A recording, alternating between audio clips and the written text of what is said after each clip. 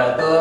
Kembali kita bertemu. Saya Dr. Muhammad Karim Rahman, spesialis saraf. Saya salah satu staf dosen neurologi fisiologi Fakultas Kedokteran UMI. Dan insya Allah pada hari ini saya akan melakukan keterampilan pemeriksaan fungsi sistem saraf sensorik. Adapun pemeriksaan sistem saraf sensorik itu yang bisa kita lakukan atau yang kita nilai pertama adalah sensasi taktil atau perabaan. Yang kedua adalah pemeriksaan sensasi suhu. Lalu yang ketiga kita susul dengan pemeriksaan sensasi gerak dan posisi. Lalu kita susul lagi yang keempat, pemeriksaan vibrasi atau getar. Yang kelima kita lakukan pemeriksaan nyeri superficial dan nyeri dalam serta nyeri tekan. Adapun alat bahan yang kita gunakan untuk pemeriksaan fungsi sistem saraf sensorik, pertama adalah kapas. Kapas ini kita pilih-pilih, gunanya untuk pemeriksaan rasa tekan, rasa taktil atau rasa superficial. Nah, ini kita gunakan, kita pilih. Lalu yang kedua adalah dengan menggunakan jarum. Tapi ingat, jarumnya nggak usah yang tajam, tapi cukup memberikan ada sensasi runcing dan tumpul. Nah, ini untuk memeriksa nyeri superficial. Lalu setelah itu kita bisa menggunakan ini tabung. Tabung ini berisi air panas dan air dingin. Nah, tabung ini. Nah, tabung ini gunanya adalah untuk memeriksa fungsi suhu. Nah, lalu setelah itu kita bisa gunakan garpu tala. Garpu tala. Nah, garpu tala ini yang kita gunakan ya yang sedang saja. Ini ya ukurannya bisa nanti dilihat. Ini garpu tala gunanya adalah untuk melakukan pemeriksaan rasa getar pada ekstremitas. Selanjutnya kita lakukan pemeriksaan fungsi sistem saraf sensorik. Adapun pemeriksaan fungsi sistem saraf sensorik sangat tergantung dari pertama adalah lesinya. Kalau lesinya itu pada daerah kortikal, kita ambil contoh pada penyakit stroke. Di sini cukup kita membandingkan antara sisi tubuh sebelah kanan dengan kiri. Kita bandingkan mana yang lebih terasa atau lebih menurun atau yang lebih meningkat. Tapi kalau gangguannya pada tingkatan medula spinalis, harus kita mulai dari daerah yang paling tidak terasa, apakah ujung kaki atau ujung lengan. Kita mulai dari yang tidak terasa sampai ke daerah yang terasa dan kita tentukan daerah perbatasannya. Jadi di sini sekali lagi ada perbedaan antara gangguan pada fungsi kortikal dengan gangguan pada daerah medula spinalis. Nah, kita lanjut. Untuk pertama adalah kita periksa sensasi taktil. Pada sensasi taktil yang kita gunakan bisa menggunakan tadi kapas yang kita pilih ujungnya menjadi runcing. Lalu bisa juga kalau tidak ada kapas kita bisa menggunakan jari-jari tangan kita dengan cara menyentuhnya secara lembut halus. Bagaimana caranya? Sebelum kita lakukan, kita minta dulu pasien, kita info konsen dulu kepada pasien. Pak, tolong nanti ini saya akan lakukan pemeriksaan fungsi sensorik. Bapak tidak usah khawatir karena nanti saya akan sentuh dan saya jamin bahwa tidak akan melukai terhadap Bapak. Ya, bisa Pak? Bisa. Nah, sekarang saya minta Bapak untuk tutup mata. Setelah pasien tutup mata, nanti Bapak saya minta Bapak Bapak bilang terasa atau tidak. Ya? Oke? Atau bilang ya atau tidak. Ya, bisa salah satu Bapak gunakan itu setiap kali saya tanya. Bisa Pak? Oke, silakan tutup mata Pak. Pertama adalah pemeriksaan fungsi taktil atau fungsi perabaan. Kita menggunakan ujung kapas yang kita pilih. Oke, kita pilih seperti ini. Kita sentuh pada daerah sebelah kanan lengan pasien. Bapak tutup mata. Ini terasa tidak? Saya sentuh. Terasa. Di sebelah mana? Kanan. Oke. Lalu sebelah sini. Ini terasa Pak? Terasa. Sebelah mana? Kiri. Oke. Sekarang setelah kita lakukan pada lengan kanan dan kiri, kita bandingkan mana lebih terasa. Yang di sini, yang di kanan atau yang di kiri? Sama. Nah, sama. Jika dia katakan sama artinya normal, dan jika ada perbedaan maka kita bisa tentukan apakah yang sebelah kiri lebih kurang rasanya atau hipoanestesi dibandingkan yang sebelah kanan. Oke. Setelah menggunakan fungsi atau respon taktil dengan menggunakan kapas, bisa juga dengan menggunakan jari-jari kita, bisa juga. Tapi ini kalau dalam kondisi tidak ada alat ya, kita bisa sentuh saja. Mana lebih terasa? Kita bisa mulai dari kanan. Ini terasa Pak? Terasa. Ini terasa? Terasa. Lalu kita bandingkan kanan maupun kiri, mana lebih terasa? Sama. Sama ya. Nah, setelah sensasi taktil, kita masuk ke pemeriksaan suhu. Nah, pemeriksaan suhu di sini kita menggunakan suhu panas dan dingin yang ada pada tabung ini. Ya, jadi anggap ini yang tabung yang panas dan ini berisi air dingin. Cara menggunakannya sama, kita bisa menggunakan di salah satu sisi dari pasien. Tapi utamakan kita yang kanan dulu, baru kiri, baru kita bandingkan.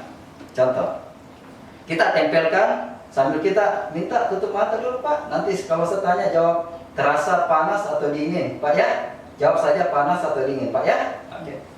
Ini Pak, terasa apa? Dingin. Oke. Ini Pak? Dingin. Oke. Ini? Dingin. Oke. Ini panas ya. Nah, jadi saya ulang. Ini? Dingin. Oke, ini? Dingin. Nah, ini? Panas. Nah, kita ganti-ganti antara panas dan dingin. Begitu pula juga di sebelah kiri. Ini? Dingin. Ini? Dingin. Nah, bisa kita lakukan sebanyak 3 kali. Nah, lalu kita bandingkan juga antara yang kanan sama kiri, mana yang mengalami gangguan. Oke.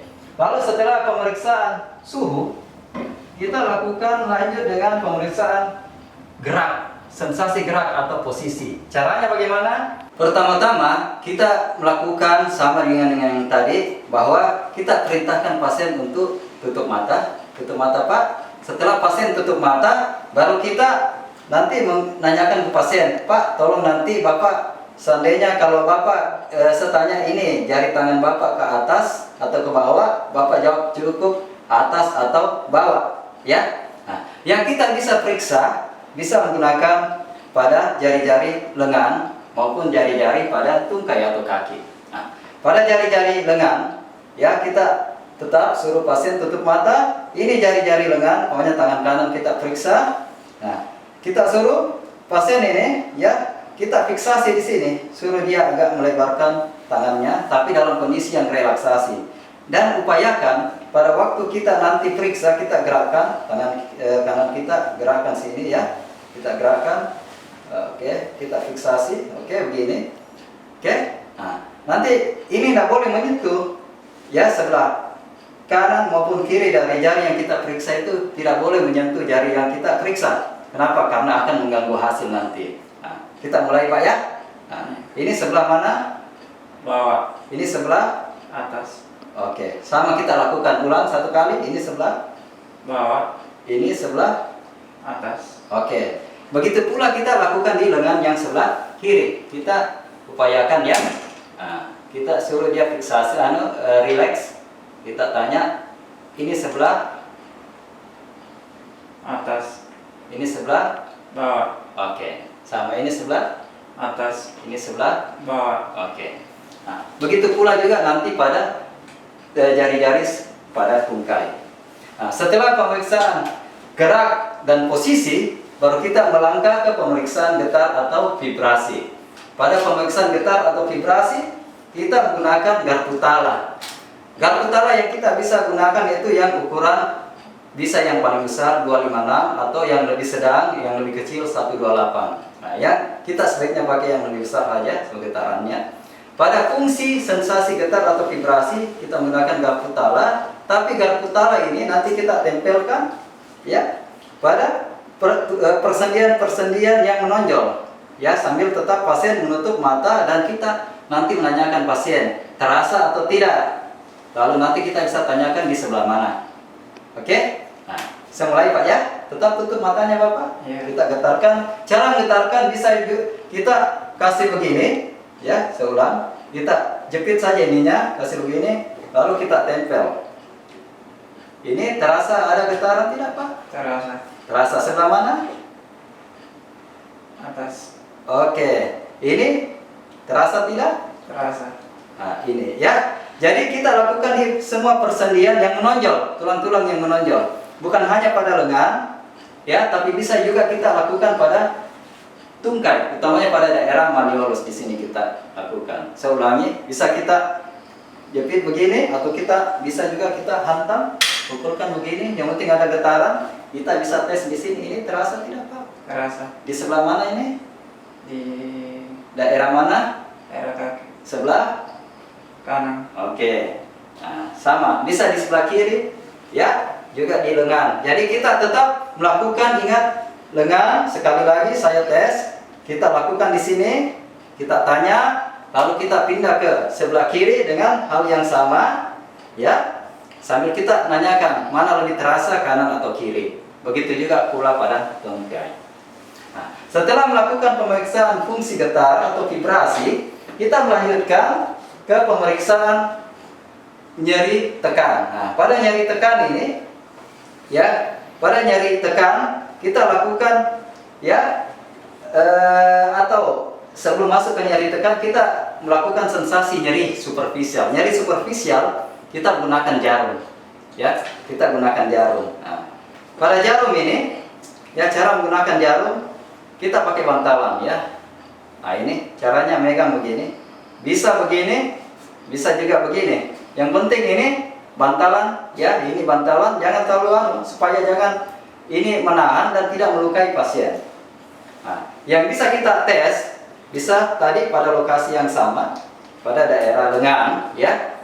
Nah, bisa lengan kiri, lengan kanan, kiri, tungkai juga gitu, tapi tetap kita minta kepada pasien untuk menutup mata dan nanti kita menanyakan terasa nyeri atau tidak.